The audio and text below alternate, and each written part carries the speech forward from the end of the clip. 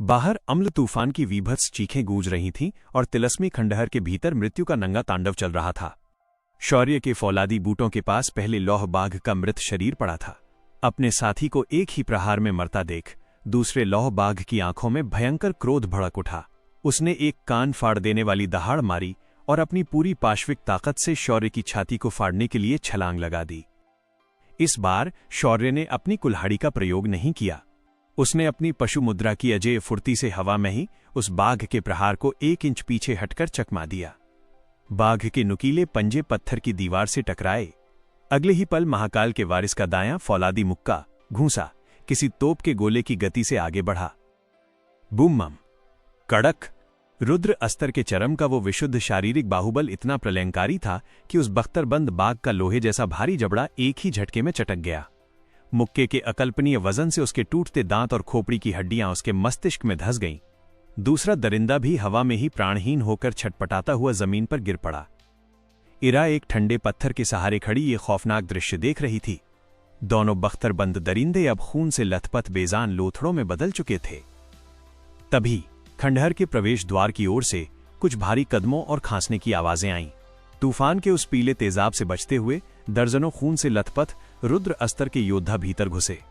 उनके शरीर की लौह त्वचा जगह जगह से झुलसकर गल चुकी थी। ये उसी रक्तबाहु के गुट का बचा हुआ हिस्सा था। उन्होंने खंडहर में घुसते ही देखा कि सामने वही काल शौर्य खड़ा है और उसके पैरों में उन खौफनाक लौह बाघों का खून बह रहा है जिनका शिकार करने में उनके पूरे गुट के पसीने छूट जाते। उन बचे हुए योद्धाओं का नया सरगना, जो एक अत्यंत कुटिल और घाघ सेनापति था, कांपते हुए आगे आया। उसने अपनी भारी तलवार जमीन पर फेंक दी और शौर्य के सामने अपने घुटने टेक दिए। हमें क्षमा कर दें अजय शूरवीर, उस कुटिल सेनापति ने खौफ से कांपते हुए कहा। इस तेजाबी तूफान ने हमारे आधे साथियों को बाहर ही गला दिया है। हम आपका प्रलयंकारी बाहुबल देख चुके हैं। कृपया हमें अपनी शरण में ले लें, अन्यथा ये जंगल हमें जीवित नहीं छोड़ेगा। उसके पीछे खड़े दर्जनों योद्धाओं ने भी अपने हथियार फेंककर घुटने टेक दिए। इन भेड़ों के आंसुओं पर विश्वास मत करना वारिस। शौर्य के मस्तिष्क के बिल्कुल भीतर उस प्राचीन शैतान भैरव का अट्टहास गूंजा। इरा और उन योद्धाओं के लिए वहां केवल हवा की सरसराहट थी। इनकी आंखों में खौफ के पीछे एक गहरा षड्यंत्र पल रहा है।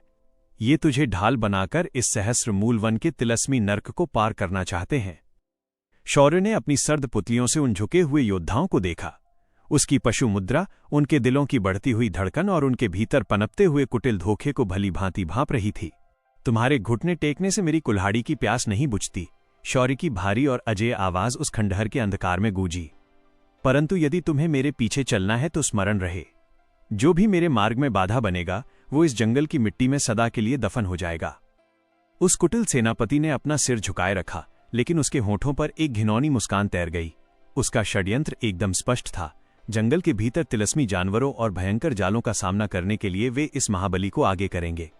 जब ये दरिंदा लड़ते लड़ते थक जाएगा, तब वे सब मिलकर इसकी पीठ में खंजर उतारेंगे। परंतु वे मूर्ख नहीं जानते थे कि एक अजेय भेड़िया शिकारियों के जाल में फंसता नहीं, वो जाल को ही अपना हथियार बना लेता है। ये कायर योद्धा शौर्य के लिए मार्ग का कांटा नहीं, बल्कि इस जंगल के मायावी जानवरों का चारा बेट बनने वाले थे।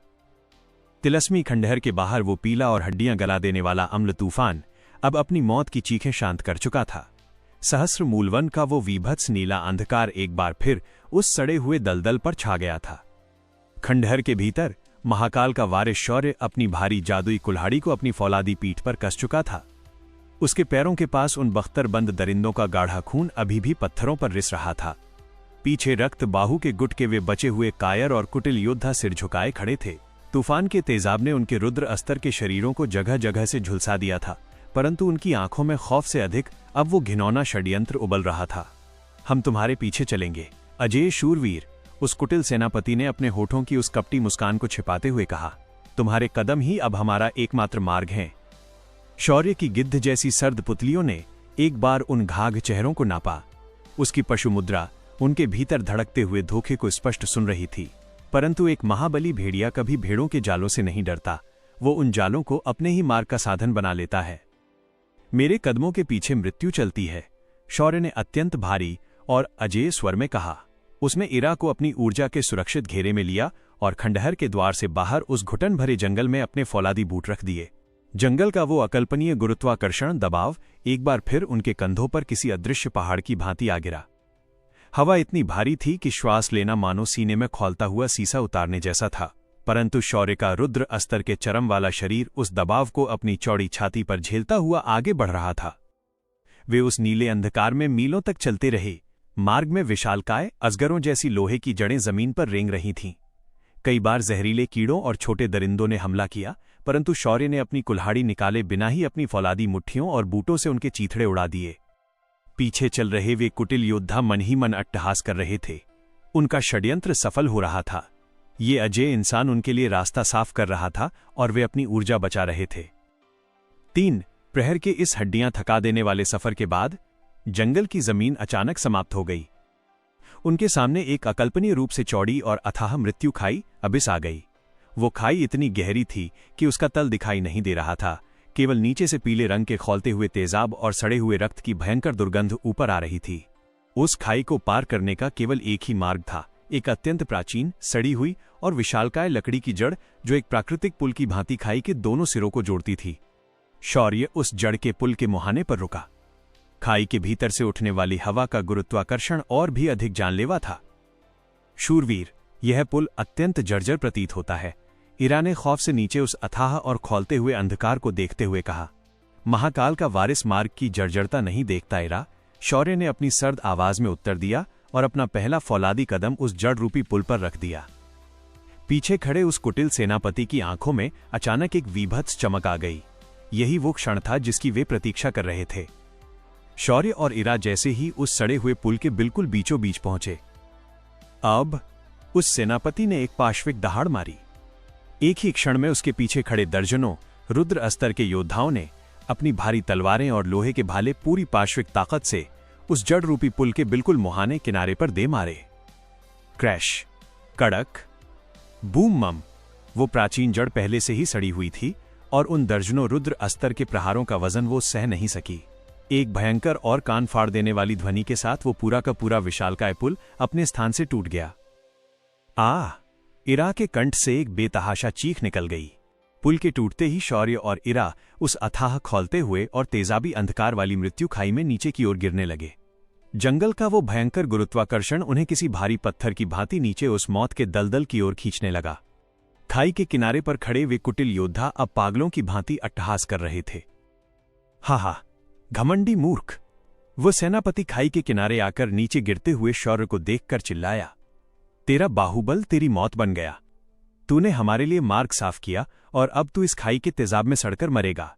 आदि वृक्ष का रस अब केवल हमारा है। उन्हें पूर्ण विश्वास था कि इतने भयंकर गुरुत्वाकर्षण और इतनी अथाह ऊंचाई से गिरने के बाद कोई भी इंसान, चाहे उसका अस्तर कितना भी बड़ा क्यों ना हो, जीवित नहीं बच सकता। वे अपनी जीत के जश्न में चूर होकर उस सहस्र मूलवन के केंद्र की ओर मुड़ने लगे, परंतु वे ये भूल गए थे कि उन्होंने एक इंसान को नहीं बल्कि मृत्यु के देवता को धोखा देने का दुस्साहस किया था। खाई के उस घुटन भरे अंधकार में तेजी से नीचे गिरते हुए शौर्य की आंखों में रत्ती भर भी खौफ नहीं था। उसकी सर्द पुतलियों के बीच की वो नाग मुद्रा अब एक हिंसक और प्रलयंकारी हरी रोशनी से चमक उठी थी। मूर्खों का घमंड आखिरकार उनके ही अंत का कारण बनता है। भैरव का वो प्राचीन अट्टहास शौर्य के मस्तिष्क में गूंजा। उन्हें लगता है कि उन्होंने तुझे इस गुरुत्वाकर्षण की कब्र में धकेल दिया है। उन्हें दिखा दे वारिस कि तेरा साम्राज्य केवल जमीन तक सीमित नहीं है।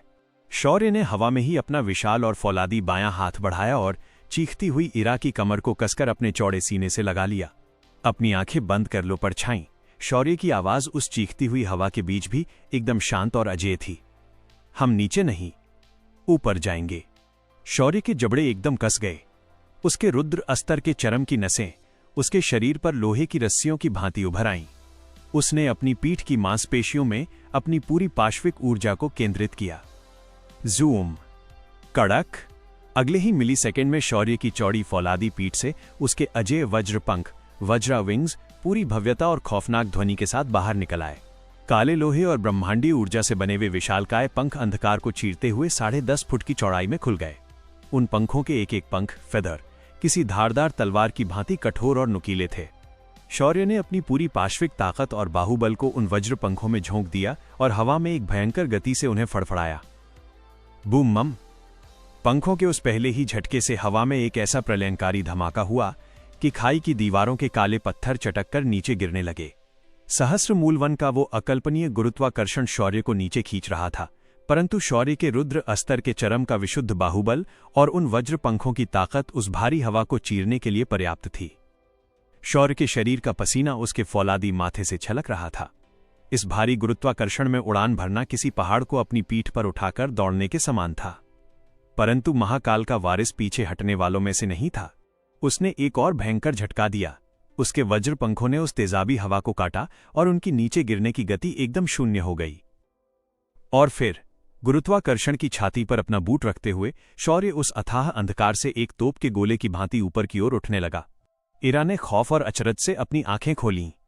वो देख पा रही थी कि कैसे वे उस खाई के मौत वाले तल से वापस ऊपर आसमान की ओर जा रहे थे। शौर्य के उन वज्र पंखों की ध्वनि किसी प्रलयंकारी तूफान की भांति गूंज रही थी। शूरवीर, हम उड़ रहे हैं। इरा की आवाज में एक अकल्पनीय विस्मय था। ये जमीन उन कीड़ों के रेंगने के लिए है, शौर्य ने अपनी भारी आवाज में कहा, जबकि उसके वज्रपंख लगातार उस भारी हवा को चीर रहे थे। महाकाल का वारिस अपना मार्ग स्वयं बनाता है। सूश, बूम। कुछ ही क्षणों में शौर्य खाई के उस मुहाने को पार करता हुआ जंगल के उन काले और कठोर पेड़ों की ऊंचाई से भी ऊपर सहस्र मूलवन के उस खौफनाक और नीले आसमान में पहुंच गया। उसने वायु मार्ग अपना लिया था। ऊपर का नजारा और भी अधिक विभत्स और डरावना था। नीचे वो पूरा जंगल एक अथाह काले और कंटीले समुद्र की भांति फैला हुआ था। उन पेड़ों की कंटीली और लोहे जैसी शाखाएं किसी दानव के पंजों की तरह आसमान की ओर उठी हुई थीं। यहां हवा का दबाव नीचे से थोड़ा भिन्न था, परंतु यहां का खौफ अपना अलग ही तांडव कर रहा था। शौर्य अपने वज्र पंखों की सहायता से उस कंटीले जंगल के बिल्कुल ऊपर हवा को चीरता हुआ अजेय गति से आगे बढ़ने लगा। तभी उसकी पुतलियों ने नीचे की जमीन का वो दृश्य देखा। वे कुटिल योद्धा जिन्होंने शौर्य को खाई में धकेला था, वे अब नीचे उस घुटन भरे जंगल में पागलों की तरह भाग रहे थे। शौर्य, उनका मोहरा अब उनके आगे नहीं था। अब वे स्वयं उस जंगल के सीधे निशाने पर थे। शौर्य आसमान से स्पष्ट देख पा रहा था कि कैसे जंगल की वे विशालकाय लोहे की जड़ें जमीन फाड़कर बाहर निकल रही थीं। वे जड़ें जीवित अजगरों की भांति उन कायर योद्धाओं को पैरों से जकड़ रही थीं। नीचे से चीखें गूंजने लगीं। बचाओ, मेरी टांग, ये मुझे खींच रही है। सरदार, यहां दरिंदे हैं। शौर्य के बिना वे रुद्र अस्तर के योद्धा उस जंगल के मायावी जानवरों और जड़ों के सामने मात्र गाजर मूली सिद्ध हो रहे थे। जमीन से जहरीले राख कीट बाहर आ रहे थे और उन योद्धाओं की लौह त्वचा को अपने दांतों से फाड़ रहे थे। वो कुटिल सेनापति अपनी तलवार हवा में घुमाते हुए खौफ से चीख रहा था, परंतु एक लोहे की जड़ ने उसकी गर्दन को जकड़ लिया और उसे जमीन के दलदल में खींचने लगी। ऊपर हवा में उड़ते हुए शौर्य के चेहरे पर एक अत्यंत सर्द और क्रूर मुस्कान आ गई। दूसरों के लिए खोदी गई कब्र में आखिरकार मुर्दे स्वयं ही गिरते हैं। शौर्य ने उन चीखों को अनसुना करते हुए अपने वज्र पंखों की गति और तेज कर दी। परंतु वायु मार्ग भी पूरी तरह से सुरक्षित नहीं था। जैसे ही शौर्य जंगल के और अधिक भीतरी भाग तिलस्मी जंगल की सीमा के ऊपर पहुंचा, उस नीले आसमान के बादलों को चीरते हुए कुछ अत्यंत खौफनाक आकृतियां उसकी ओर बढ़ने लगीं। वे लौहचील आयनबीक ईगल्स थीं, विशालकाय पक्षी जिनके पंख लोहे की चादरों जैसे थे और जिनकी चोंच किसी भाले की भांति नुकीली और प्राणघातक थी। उनका झुंड उस वायु मार्ग का प्राकृतिक रक्षक था और वे किसी भी बाहरी प्राणी को अपने आसमान में जीवित नहीं छोड़ते थे। क्री ई ईच, एक लौह चील ने कान फाड़ देने वाली चीख मारी और अपने लोहे के पंजों के साथ सीधा शौर्य के चेहरे को चीरने के लिए गोता लगाया। शौर्य हवा में था। उसका एक हाथ इरा को संभाले हुए था, परंतु महाकाल के वारिस को युद्ध के लिए जमीन की आवश्यकता नहीं थी। जूम। शौर्य ने हवा में ही अपनी पीठ से अपनी भारी जादुई कुल्हाड़ी को दाएं हाथ से निकाल लिया। उसने अपने वज्र पंखों का संतुलन बनाए रखते हुए अपने रुद्र अस्तर के चरम का पूरा शारीरिक बाहुबल उस कुल्हाड़ी की मूठ में झोंक दिया। जैसे ही वह लौह चील उसके बिल्कुल समीप आई, शौर्य ने कुल्हाड़ी का एक अत्यंत भारी और क्षैतिज हॉरिजॉन्टल प्रहार कर दिया। बूम, खचाक। हवा में ही एक प्रलयंकारी टक्कर हुई। कुल्हाड़ी का भारी ब्लेड उस लौह चील की धातु जैसी कठोर गर्दन से टकराया। कोई अस्त्र विद्या नहीं, केवल विशुद्ध लोहे का वजन और नंगी ताकत। उस लौह चील की गर्दन एक ही झटके में कटकर हवा में उड़ गई। उसका विशालकाय धड़ बेजान होकर नीचे उस जंगल के अंधेरे में गिर पड़ा। बाकी लौह चीलों ने अपने साथी का ये खौफनाक अंत देखा, परंतु वे रुकने वाली नहीं थीं। उन्होंने चारों ओर से शौर्य पर हमला कर दिया। शौर्य ने इरा को अपने सीने से और कस लिया। उसके वज्र पंख उसे हवा में स्थिरता दे रहे थे और उसका दायां फौलादी हाथ अपनी कुल्हाड़ी से हवा में मौत का वो चक्रव्यूह रच रहा था जिसे पार करना किसी भी उड़ने वाले दरिंदे के बस की बात नहीं थी। सूश, क्रैश, गच। हवा में कटे हुए लोहे के पंखों, टूटी हुई चोंचों और पक्षियों के काले रक्त की बारिश होने लगी। शौर्य अपने विशुद्ध बाहुबल से उन आसमानी शिकारियों के चीथड़े उड़ाता हुआ उस सहस्र मूलवन के बिल्कुल मध्य भाग की ओर, जहां वो आदि वृक्ष स्थित था, अजय गति से वायु मार्ग से आगे बढ़ रहा था। नीचे के योद्धा सड़ रहे थे और आसमान में महाकाल का वारिस अपना नंगा तांडव कर रहा था।